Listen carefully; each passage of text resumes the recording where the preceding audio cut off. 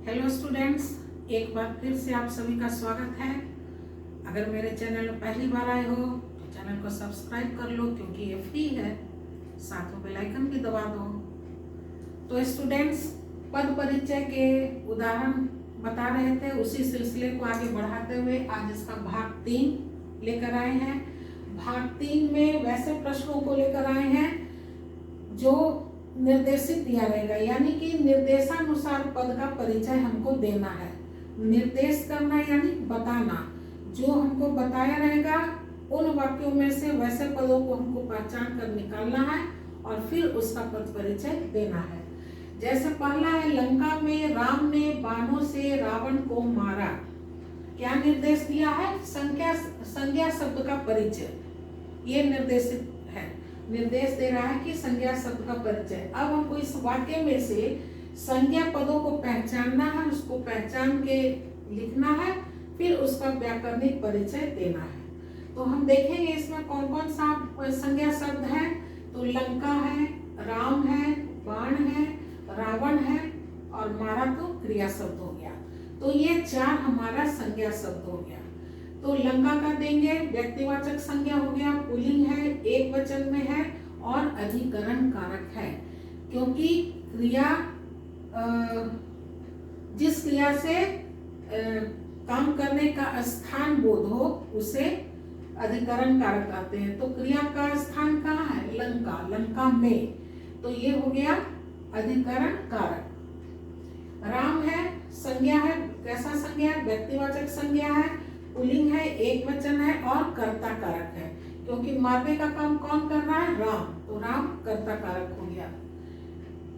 बाणो, बाण या बाणो, बाणो है, संज्ञा शब्द है, कैसा संज्ञा शब्द है? जातिवाचक है, करण कारक है। करण कारक यानी करण यानी साधन, कर्ता जिस भी साधन से या जिस माध्यम से अपने कार्य को पूरा करता है उसे करण कारक कहते हैं। तो काम मारने का साधन क्या है? बाण, तो करण कारक हो गया, पुल्लिंग है और बहुवचन में। रावण व्यक्तिवाचक संज्ञा हो गया, पुल्लिंग है, एक वचन है और कर्म कारक है। क्यों? क्योंकि मारा, किसको मारा? रावण को मारा, तो ये हो गया कर्म कारक। दूसरा है, जिसे आप लोगों ने खाने पर बुलाया है उसे अपने घर जाने दीजिए। क्या निर्देश दे रहा है? सर्वनाम, यानी सर्वनाम पदों का हमको परिचय देना है। कौन कौन सा इसमें सर्वनाम शब्द हो गया? जिसे, आप लोगों, उसे, अपने, ये 4 हो गया। जिसे का देंगे पुरुषवाचक सर्वनाम है, पुरुषवाचक में भी कौन सा है? ये अन्य पुरुष में है। पुल्लिंग शब्द है, एक वचन है, कर्म कारक है। अन्य पुरुष कैसे हो गया? जिस सर्वनाम शब्द से बोलने वाले, जैसे हम बोल रहे हैं, सुनने वाले, तुम लोग सुन रहे हो, और जिसके बारे में कुछ कहा जाए, यानी अब ये 3rd पर्सन हो गया, अन्य हो गया पुरुषवाचक। तो बोलने वाला मैं, हम कर, या बहुवचन में हम लोग हो जाएंगे, सुनने वाले में तुम सब हो जाओगे बहुवचन में। उसके बाद इसके अलावा जो हो गया वो समझो सारे अन्य पुरुषवाचक में आएंगे। तो जिसे है ये हो गया अन्य पुरुषवाचक, पुल्लिंग हो गया, एक वचन है और कर्म कारक है। आप लोगों ने मध्यम पुरुषवाचक सर्वनाम हो गया, पुल्लिंग है, बहुवचन है और कर्ता कारक हो गया। उसे अन्य पुरुषवाचक सर्वनाम है, पुल्लिंग है, एक वचन है और कर्म कारक है। अपने हो गया निजवाचक सर्वनाम। निजवाचक सर्वनाम किसे कहते हैं? बोलने वाला जो है, पुरुषवाचक में जो उत्तम पुरुष है, मैं जो है सर्वनाम शब्द, वो अपने लिए, फिर बोलने वाला फिर अपने लिए जो सर्वनाम शब्द प्रयोग करेगा उसे निज सर्वनाम शब्द कहते हैं। निज का अर्थ होता है स्वयं, है ना, अपना। मैं खुद चली जाऊंगी, मैं खुद कर लूंगी, मैं अपने आप कर लूंगी, ये सारे शब्द हैं स्वयं, अपने आप, खुद। तो ये सब जो है निजवाचक सर्वनाम है। तो अपने क्या हो गया? निजवाचक सर्वनाम, मध्यम पुरुष में, पुल्लिंग है, एक वचन है और संबंध कारक है। तीसरा है, ये 3 मूर्तियां बहुत कीमती हैं। सॉरी, है नहीं होगा, है होगा। क्यों? क्योंकि 3 है, बहुवचन में है, तो ये है हो जाएगा। 3 क्या करना है, विशेषण पद का परिचय देना है। तो इसमें से पहले तो विशेषण शब्द को निकालेंगे। 3 हो गया, बहुत हो गया और कीमती हो गया। 3 हो गया निश्चित संख्यावाचक विशेषण। विशेषण भी 4 प्रकार के होते हैं, जिसमें कि एक है संख्या। जब ये संख्या नंबर में है तो संख्यावाचक हो जाएगा। तो कैसा संख्या, संख्यावाचक भी 2 प्रकार के होते हैं, निश्चित और अनिश्चित। निश्चित में तो नंबर दिया हुआ रहेगा, 1 2 3 4 जो भी है नंबर दिया है, यानी निश्चित उतना है।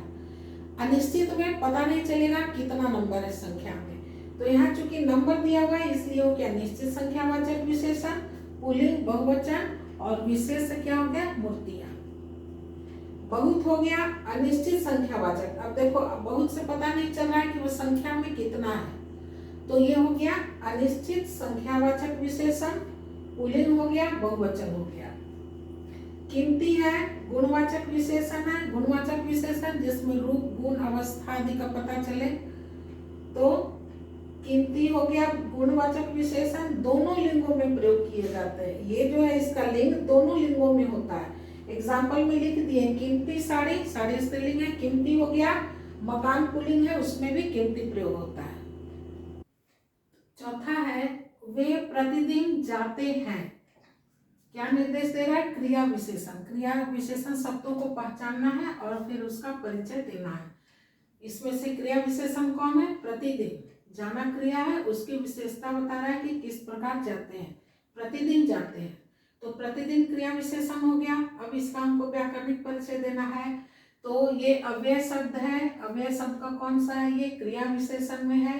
क्रिया विशेषण के कौन से भेद में है, कालवाचक है, क्योंकि करने का कालवाचक है, यानी समय बता रहा है कि वो प्रतिदिन जाते हैं, रोज रोज जाते हैं, समय उसका बता रहा है।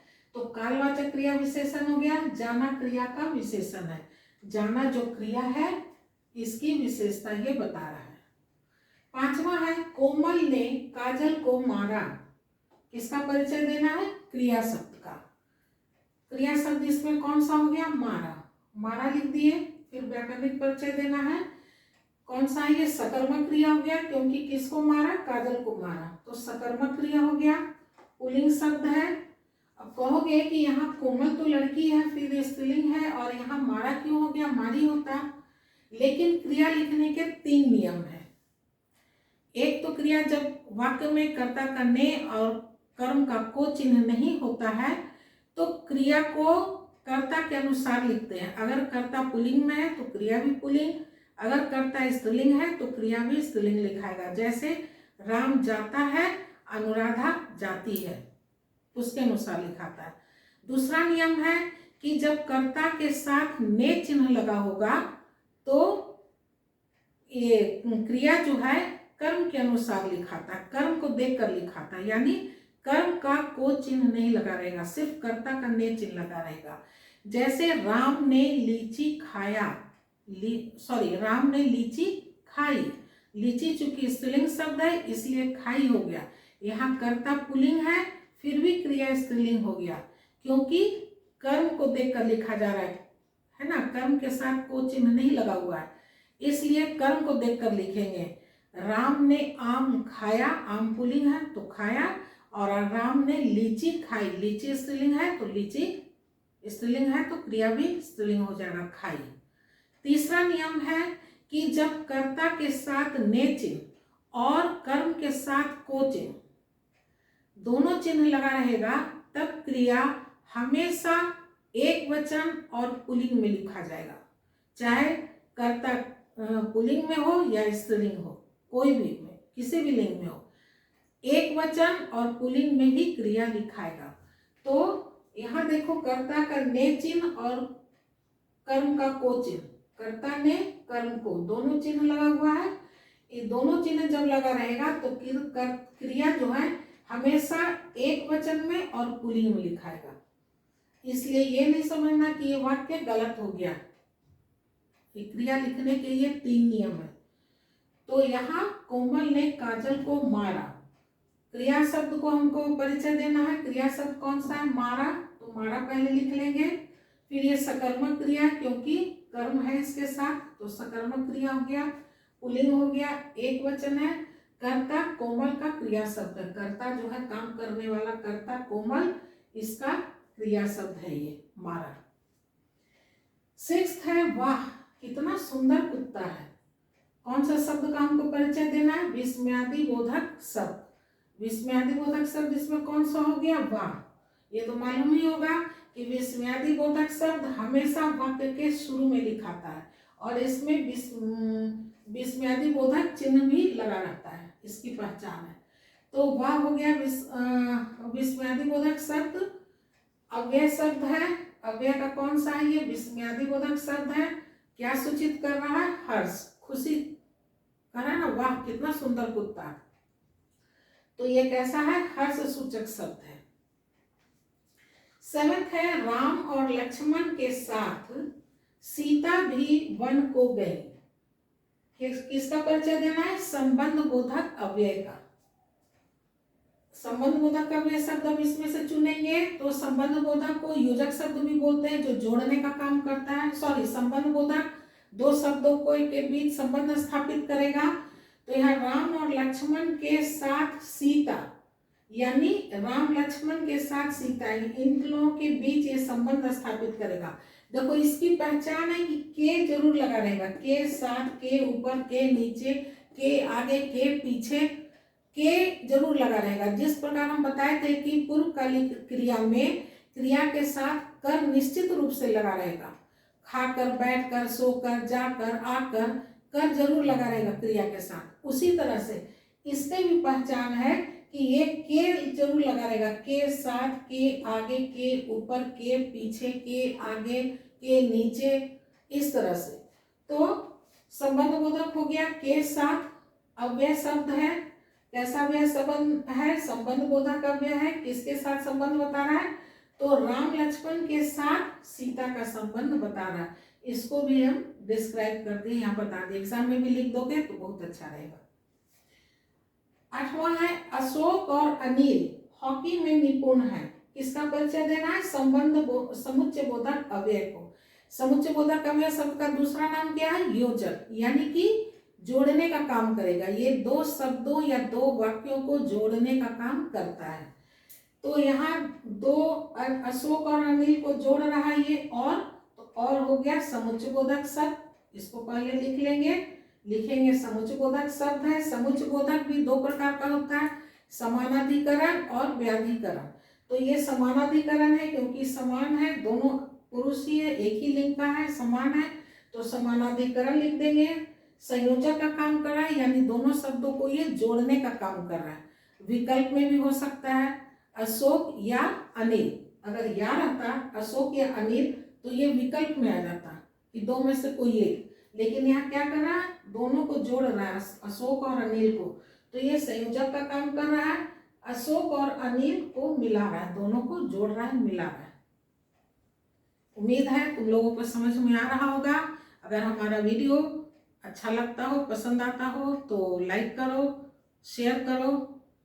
मेरा वीडियो देखने के लिए आप सभी का बहुत बहुत धन्यवाद। नेक्स्ट वीडियो में फिर मिलते हैं, तब तक के लिए bye bye and take care.